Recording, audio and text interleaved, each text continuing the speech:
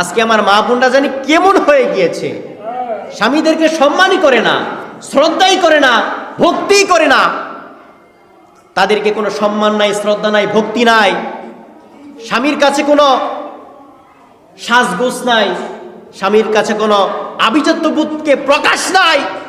কিন্তু সাজসজ্জা করে, আপনার মেকআপ লাগিয়ে, ব্রু ফ্লাগ করে বিভিন্নভাবে এই স্ত্রী লোকরা যার স্ত্রী তাকে না দেখিয়ে অন্য পুরুষকে দেখায়। কথা বলেন ঠিক কিনা? মনে রাখতে হবে, যতদিন পর্যন্ত এরকম ভাবে চলতে থাকবে আল্লাহ পাক রব্বুল আলামিনের লানত এই স্ত্রী লোকের উপর পড়বে। কথা বলেন ঠিক কিনা? মনে রাখতে হবে। আরে ভাই, রাসূলের স্ত্রীদের দিকে তাকাইতে হবে।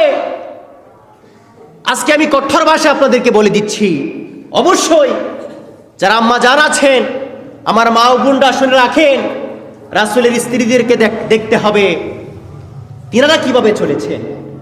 আহা, রাসূল যেই দিন ঘরের মধ্যে প্রবেশ করবে, রাসূল যেই সময় ঘরের মধ্যে আসবে, ওই সময় কতই না সাজসজ্জা করে থাকতো। একজন মেহমান আসছে, জান্নাতি মেহমান, পরে সুবহানাল্লাহ। তো জান্নাতি মেহমান তো প্রত্যেকটা স্বামী, প্রত্যেকটা স্ত্রীর জন্য। আজকে আপনি দেখবেন প্রিয় ভাইরা, আপনার স্ত্রীর জন্য সবকিছু করেছেন, আপনার মাথার গামকে পায়ে ফেলে এমন কিছু নাই, এমন কোনো শখ নাই, তাদেরকে অপূর্ণ রাখছেন, সব পূর্ণ করে দিচ্ছেন, আলহামদুলিল্লাহ। কিন্তু তারপরেও কোন একটা ঝগড়া বিবাদ লাগলে দেখা যায় আপনার সম্মানকে খাটো করে, আছে না নাই? মনে রাখবেন, অবশ্যই এরকম যারা করে থাকে তাদের জন্য জান্নাত হারাম, হারাম, আবারও বলছি হারাম। কথা বলেন ঠিক কিনা? এটা হাদিসের কথা, হাদিসের কথা, আমার কথা নয়। রাসূলুল্লাহ ইয়া হাবিবাল্লাহ সাল্লাল্লাহু আলাইহি ওয়াসাল্লাম সাহাবী নবীর কাছে এসেছে, নবীকে জিজ্ঞাসা করলেন, ইয়া রাসূলুল্লাহ, কোন স্ত্রী লোক সবচেয়ে থেকে বেশি ভালো?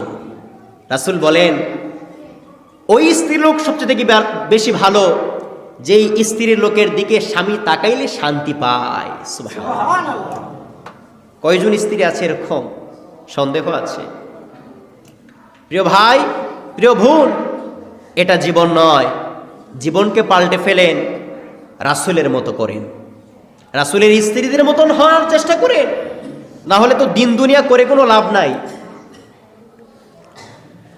প্রিয় হাজিরিন, আমার গভীর মনোযোগ দিতে হবে। স্বামী ও স্ত্রীর মধ্যে মহাব্বত স্থাপনা করেছেন, এটা কল্যাণও আবার আল্লাহ পাক রব্বুল আলামিন দিয়েছেন। আল্লাহ রব্বুল আলামিন হাদিসে কুদসির